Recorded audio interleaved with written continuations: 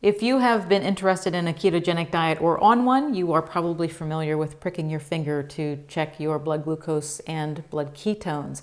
But there are some other blood tests that you can order from your doctor that will truly show if your ketogenic diet is on track. We will go over those blood tests in this video and what you should be expecting as far as numbers.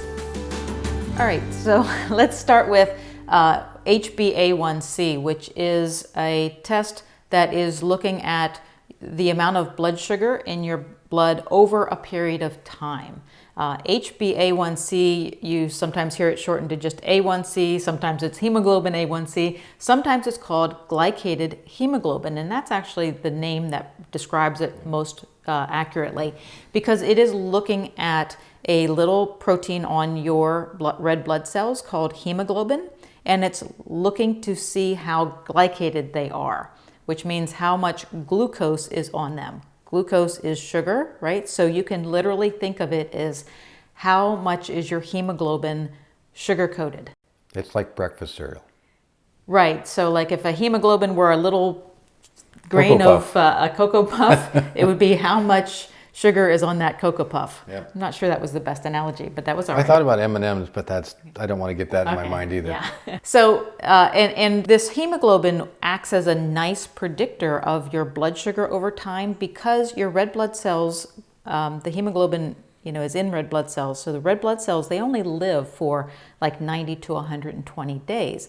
So this test looks at how much sugar gets coated on those hemoglobin in their lifespan. So it gives you a good idea of how much extra sugar you have floating around in your blood. This is why this test has become kind of a gold standard for looking at if you are diabetic. So one thing you'll notice with numbers is that they vary depending on the sources. They vary depending on the lab that you're getting. But according to, it was the National Institute of Health, if you have an HbA1c below 5.7%, then you are in the normal range. And you just had one done. I was 4.9 or 5. Yeah, so whereas before you would have been way up. I would have guessed.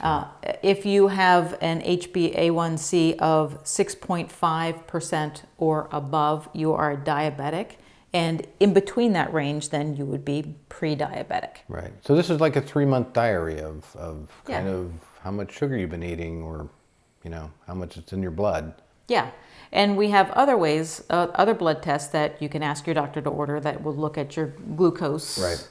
And with HbA1c, if you're on a ketogenic diet, especially if you've been on ketogenic diet for 3 months or more, that should be a pretty low number. If you're not taking in those carbohydrates, you would expect that to be down.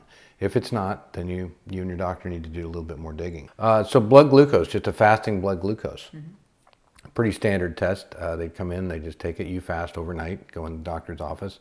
So a normal person on a ketogenic diet can be pretty similar. Mm-hmm. 70, if you're in deep ketosis, you might drop a little bit into the 60s. If you're pre-diabetic, you might be around 105 to 125.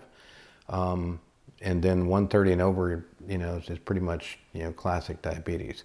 And some doctors may consider that you're diabetic even at 115, and above. Mm-hmm. So that's going to vary just upon the doctor and what the lab report says as well. I do have an interesting graph, and we'll throw it up on the screen, hopefully. But the interesting thing about this is you'll see that this is a blood glucose challenge. So we do HbA1cs now, kind of the more standard test, kind of pick out the diabetics.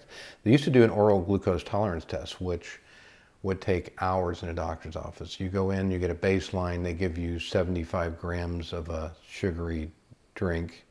And then, periodically over the next several hours, your blood is tested to see where that blood glucose is. So, for a typical normal person and a person who's ketogenic, it's very similar. You start at a pretty good baseline, it goes up a little bit, and then it comes down and it gradually gets back down to normal. Relatively short period of time, two hours. Mm-hmm. A pre-diabetic, obviously going to start at a higher level. They go up pretty high, and then they come down. But what's interesting on this, if you look on the chart, is that there's a there's a refractory period. They actually drop lower than the normal ketogenic people would be, and then they kind of shoot back up to more normal. And the idea there is that in pre-diabetes, you have a lot of insulin resistance. So as you put that sugar and that glucose into your blood, the insulin pumped out, and it's not coming out of your blood quick enough, so more insulin gets pumped out, and then more insulin gets pumped out. What eventually happens is it takes too much sugar out of your blood, drops way too low, and then your body has to go into this gluconeogenesis in the liver to kind of get that level back up to where your baseline is. It's also a reason that, you know, you eat those things and you get hungry, you know, especially if you're a pre-diabetic. Yeah, well, or also why a pre-diabetic person might be scratching their head wondering, why am I not losing weight on like a, you know, kind of a traditional diet? Well, their insulin is just always staying high from the foods that they're eating, and that will block the release of fat. So it can be one of those things that slows or keeps weight loss away. Yeah, absolutely. And again, these ranges can vary quite a bit. I know there's been times when I've been doing, you know, some alternate day fasting or something, my blood glucose will drop down in the 50s sometimes. I got plenty of ketones, so I'm feeling good. But you know, so it is somewhat dependent on that. So keep that in mind. So the other test that you can get. Did you? Oh yes. So I also put on here the green line on here is the diabetic. Now obviously they start high. They go very high after some sugar intake. You know, it comes back down, but it still stays pretty high, and that's just classic diabetes. Yep. So another test that you can get at your doctor's office is fasting insulin. And I had to ask my doctor specifically to do this. And I didn't put anything on here about pre-diabetics and diabetics because basically there's just a level. If you're below this level, you're good. If you're not, you know, then something's going on. And that level is less than 6 millimolar. 6 millimolar. So for both a normal person and somebody on a ketogenic diet, you want to be below 6 millimolar. And I would just like to say, this just struck me, you know, we always get a little bit of, you know, flack from our UK and European people because we're not doing the metric system. But we do the metric system with our glucose levels at milligrams per deciliter, but they do theirs in molars. Yeah. So I apologize, I did not translate the milligrams per deciliter to millimoles for you folks. But come on, we're doing our best. So fasting levels of insulin less than 6 millimolars. I had mine tested, it was 5.0. So good. That was good. So the last thing that we'll talk about is ketones. This is probably not something that your doctor would do. I would imagine they could test that, but it's an easy test. Yeah, actually we're back to the home test now. Yep. So we've talked about before the relationship of ketones and insulin in our video about you know, how exactly do you burn fat. We know that insulin has a very inhibitory role to play in the release of fat and the burning of fat, and due to hormone sensitive lipase and some other things. So when your insulin is high, your ketones are not going to be. I mean, it's like kind of goes like this. So if your ketones are high, you know your insulin is low. I mean, it just has to be that way. So when we talk about ketones, we're measuring in the blood. It's beta hydroxybutyrate that we're measuring. So a normal person on a kind of a normal diet with you know, pretty fair amount of carbohydrates is going to be between 0 ketones and maybe up to like 0.3. And you know, that'll depend on how much, you know, if you're eating baked potatoes all the time and bananas, you're probably going to be closer to 0. A pre-diabetic person would be around 0. But then you're talking about nutritional ketosis. When you're limiting that carbohydrate, then you're talking about a level of 0.4 up to about 6. You know, that's kind of considered the safe area. And that would probably be with a lot of fasting along with it. Yeah, it could be, yeah. Some people can jack up their ketones pretty good, you know, without a whole lot of effort.